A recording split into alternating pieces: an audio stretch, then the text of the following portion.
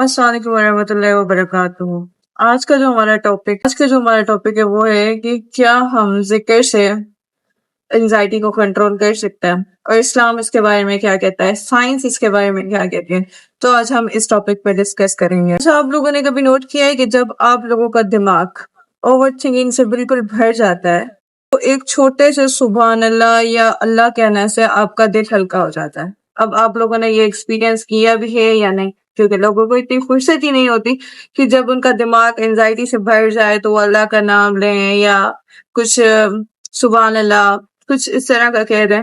नहीं, क्योंकि उनको जब एंग्ज़ायटी होती है तो वो इस साइड जाते ही नहीं है ना। मतलब जब हमें एंग्ज़ायटी हो, हम चिल्लाते हैं, हम गुस्सा करते हैं, हम हर चीज़ कर सकते हैं, हर चीज़ करते भी हैं इवन, ठीक है, जो हकीकत है। बट हम अल्लाह को याद नहीं करते। हम कभी भी ये नहीं सोचते कि जो ये एंग्ज़ायटी है इसमें हमें याद किसको करना चाहिए। दुनिया के हर शख्स को याद कर लेंगे, हर किसी को कॉल कर लेंगे, अपने सारे दुःख हर चीज़ बयान कर देंगे। मुझे ये दुःख है, मुझे फलाना दुःख है, मैं इस चीज़ में परेशान हूँ, ये हूँ। पर अल्लाह को याद नहीं करेंगे, राइट? लेकिन जो हम कहते हैं जब हम टेंशन में होते हैं, एंग्ज़ायटी में होते हैं, बहुत से लोगों ने कहा भी होगा सुभान अल्लाह या अल्लाह।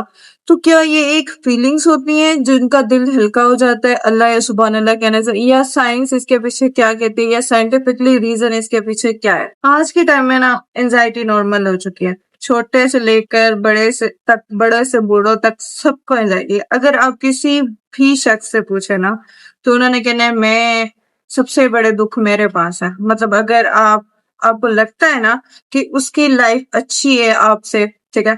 तो जब आप उसके साथ बैठेंगे ना और उसने जब अपने दुःख बताना शुरू कर देना है ना, तो आपने कहना है कि उसकी ज़िंदगी से लाइफ तो मेरी ज़्यादा अच्छी है, क्योंकि उसके पास आपसे ज़्यादा दुःख है ना।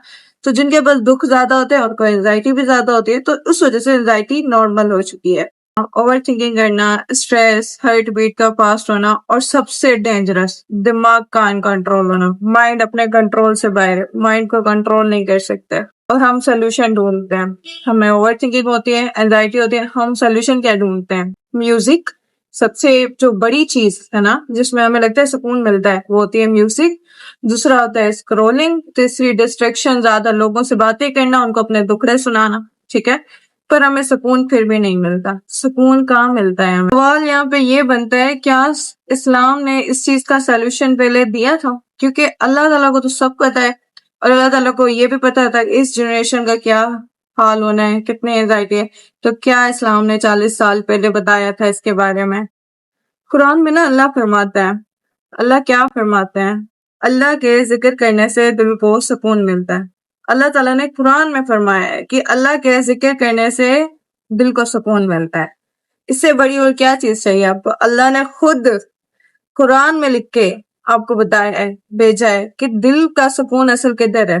अल्लाह के जिक्र में। और साइंस कहती है जब आप रेपिटेटिव क्लेम वर्ड्स बोलते हो अपने आप को, तो हार्ट रेट स्लो हो जाता है और स्ट्रेस हार्मोन कम हो जाते हैं। और जब तुम अल्लाह अल्लाह रिपीट करते हो ना, तो तुम एक स्टेट में चले जाते हो, तुम एक मेडिटेटिव स्टेट में चले जाते हो। और ये बिल्कुल वैसे होता है जैसे एक माइंडफुलनेस थेरेपी हो। लेकिन फर्क क्या है? माइंडफुलनेस जो थेरेपी होती है, माइंडफुलनेस में सिर्फ ब्रेथ पे, सांस लेने पे हम फोकस करते हैं। लेकिन जिक्र में तुम अल्लाह से कनेक्ट करते हो, अपनी वरीनेस को दूर फेंकते हो, इनर पीस को फील करते हो।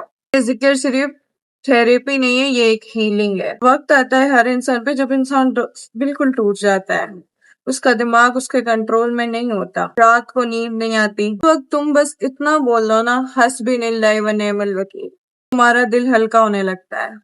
क्यों? क्योंकि तुमने अपनी प्रॉब्लम अपने से निकाल के अल्लाह के हवाले कर दी। और अगर तुम एंजाइटी कंट्रोल करना चाहते हो ना, तो सिंपली रूटीन फॉलो करो। बिल्कुल इजी है रूटीन। क्या रूटीन है? जिस चीज की एंजाइटी हो रही है, एक पेज लो, ठीक है, एक पेन उठाओ और उस पे लिखो किस चीज की वजह से एंजाइटी हो रही है। अगर वो चीज तुम्हारे कंट्रोल में है, ठीक है, तो उस चीज पे तुम सोचो, उस चीज पे तुम एंजाइटी, टेंशन, स्ट्रेस, खुद को बर्न आउट करो। अगर तो उसका सोल्यूशन तुम्हारे हाथ में है, ठीक है। अगर उसका सोल्यूशन तुम्हारे हाथ में नहीं है, तो तुम स्ट्रेस किस चीज का ले रहे हो? मेरे ख्याल से अगर सोल्यूशन आपके हाथ में है भी, तो उस पे काम करो, है ना। फॉर एग्जाम्पल कि मेरा एग्जाम है और मैंने अपना 100% दे दिया, उसके बाद मुझे एग्जाम की टेंशन हो रही है कि मेरा रिजल्ट कैसा आएगा, मैंने इतनी मेहनत की थी, उस मेहनत का सिला मिलेगा नहीं मिलेगा, मैं बहुत ज्यादा टेंशन में होती हूँ, ठीक है। तो इसमें मुझे मेरे हाथ में क्या था, मेरे हाथ में थी एग्जाम होने से पहले वाले टाइम की मेहनत, ठीक है। मतलब एग्जाम होने से पहले जितनी मैंने मेहनत की थी, अल्लाह ताला ने मुझे उससे तो बढ़ के ही सिला देना है, ठीक है, ये मुझे पता है। क्यों? क्योंकि अल्लाह ताला हमसे 70 माओ से ज्यादा मोहब्बत करता है। एक मदर जब देखती है ना, कि एक माँ जब देखती है मेरी बेटी साई सही रात, मेरा बेटा साई सही रात बैठ के पढ़ रहा है, ठीक है, ना उसको खाने का पता ना उसको पीने का पता, ठीक है, तो वो कितनी उसके दिल में से दुआ निकलती होगी, आप खुद अंदाजा लगा सकते हैं मुझसे ज्यादा अच्छे तरीके से, ठीक है। तो आप सोचें, जब हम दिन रात मेहनत करते हैं, अपना 100% देते हैं, ऐसे नहीं कि सारा दिन हम सो रहे हैं और हम सोचे कि हमें रिजल्ट अच्छा मिले, तो ऐसा कुछ भी नहीं होना, ठीक है। अगर आप अपना 100% देते हो, उसके बाद मुझे नहीं लगता आपको रिजल्ट की टेंशन लेनी चाहिए। अगर आप रिजल्ट की टेंशन ले रहे हो, तो ये तो आपके कंट्रोल में भी नहीं है और ना आप उसको कंट्रोल कर सकते हो, ठीक है। तो ये चीज छोड़ दो और अल्लाह पे ट्रस्ट करो। जब एंजाइटी हो ना, कि स्ट्रेस हो, तो आपने ना 33 टाइम पढ़ना है सुबहान अल्लाह, और उसके बाद ना आपने पढ़ना है हस्बिनिल्लाह व निअमल वकील। आपने ना अल्लाह पे छोड़ देना है, ठीक है। अल्लाह ताला आपके लिए काफी हो जाता है। हस्बिनिल्लाह व निअमल वकील का मतलब क्या होता है? आपके लिए अल्लाह काफी है। अल्लाह मतलब जिसने इस दुनिया को बनाया, जिस जिसके हम बंदे हैं, ठीक है। तो अगर हम अपनी प्रॉब्लम अल्लाह के हैंड ओवर कर रहे हैं, फिर हमें टेंशन नहीं होनी चाहिए। अपने साथ टाइम स्पेंड किया करो जब आप एंजाइटी में हो। जब अपने साथ टाइम स्पेंड करोगे तो अल्लाह के साथ टाइम स्पेंड करो, ठीक है। उनको अपनी प्रॉब्लम ना, दुनिया को प्रॉब्लम बताने की कोई भी जरूरत नहीं है, क्योंकि दुनिया मजाक बनाने के अलावा आपको और कुछ नहीं बोलेगी। भले आपके वो मुंह पे नहीं कहती, आपके फेस पे नहीं कहती, ठीक है, कि आप ये है वो है। आपने एक दिन रोना डालना है दुनिया के सामने, 2 दिन डालना है, 3 दिन डालना है, आपके साथ लोग बैठना पसंद नहीं करेंगे। क्यों? क्योंकि वो कहेंगे जब हम इसके साथ बैठते हैं ना, तो ये अपने दुखड़े सुनाने के अलावा और कुछ नहीं करता। आप इतना खुश रहें कि अगला बंदा देख के ये बोले कि यार सबसे ज्यादा जिंदगी अच्छी इसकी है और मुझे इसकी तरह बनना है, मुझे इसकी तरह जिंदगी चाहिए। आप आपका दिल टूटा हो, अंदर आपके पहाड़ बढ़ा हुआ है ना, मतलब पहाड़ जो है ना, एक माउंटेन, ठीक है, वो टूटा हुआ अंदर दिल में, पर आपके साथ वाला जो बंदा है ना, आपने उसको फील भी नहीं करवाना कि मेरे अंदर ये चीज चल रही है। उसके सामने आपने ऐसे कॉन्फिडेंस से होकर बैठना है, ठीक है। अपना दुख और दर्द हमेशा अल्लाह को सुनाओ। ये मेरी एक बात हमेशा हमेशा याद रखना, एक बड़ी बहन समझ के याद रखना। अपने दुख, अपने दर्द कभी भी किसी इंसान को ना बताओ, क्योंकि इंसान पे कभी भी एतबार नहीं किया जा सकता। जब आपकी किसी के साथ लड़ाई हो जाती है, कुछ भी हो जाता है, तो वो राज जो शायद अल्लाह और आपके अलावा किसी को नहीं पता, वो शख्स जाके तीसरे, चौथे, पांचवें, छठे, सातवें, आठवें लोगों को बता देगा। पर अल्लाह ताला ने इवन कुरान में ये भी कहा है, मतलब हम इंसान है ना यार, मतलब इंसान से तो गुनाह हो जाते हैं। हम भले अशरफुल मखलूक है, पर हम गुनाहगार हैं, खताकार हैं, ठीक है। इंसान से गुनाह हो जाता है, गिल्ट होता है, अल्लाह से बहुत माफी भी मांगता है, ठीक है। और उसके बाद हमारी कोई फ्रेंड्स होती हैं जिसके साथ हमारी अच्छी बनती है, क्लोजनेस होती है, हम उसको अपने दुख शेयर करते हैं, हम उसको बताते हैं पास में हमसे ये गुनाह हुए थे, ये गुनाह हुए थे। वो गुनाह जो आपको और अल्लाह को पता थे और किसी को नहीं पता था, उन गुनाहों पे अल्लाह ने पर्दा डाला था। जिन गुनाहों पे अल्लाह पर्दा डालता है ना, वो गुनाह कभी भी किसी को भी नहीं बताने चाहिए, क्योंकि अल्लाह ने पर्दा डाल दिया था उस पर, आपने खुद जाके लोगों को बताया है। तो आप कौन होते हैं बताने वाले? जबकि अल्लाह ने गुनाहों पे पर्दा डाला था। जब आप लोगों को बताते हैं, वो लोग दूसरे लोगों को बताते हैं, तो अल्लाह कहता है कि जब मैंने इसके गुनाहों पे पर्दा डाला था, तो इस शख्स ने अपने गुनाह खुद क्यों गिनाए। बहुत से लोग ऐसे होते हैं जो गुनाह करने के बाद फखर से बता रहे होते हैं कि मुझसे गुनाह हो गया। चलो फखर से नहीं भी ना, तो वो बातों बातों में मसाले दे रहे होते हैं कि हाँ मुझसे ये गुनाह हो गया था। तो वो नहीं करना चाहिए। अल्लाह ताला ने खुद इस चीज से रोका है।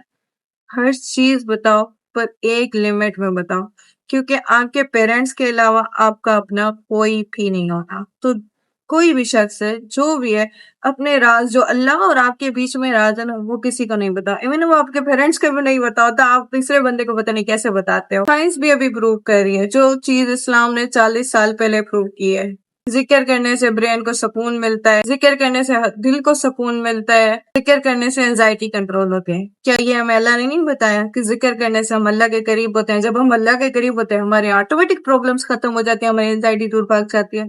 तो जब भी एंजाइटी हो ना तो फोन कभी नहीं उठाना, म्यूजिक कभी नहीं सुनना, म्यूजिक आपकी हीलिंग नहीं है। जिक्र करना, सुबहान अल्लाह कहना, हस्बुनाल्लाह व निअमल वकील पढ़ना, अल्लाह के करीब होना, क्योंकि करीब होने का सबसे अच्छा तरीका वो होता है, और अल्लाह सबसे करीब आपके तब होते हैं। अल्लाह वैसे हमेशा करीब होता है, ठीक है?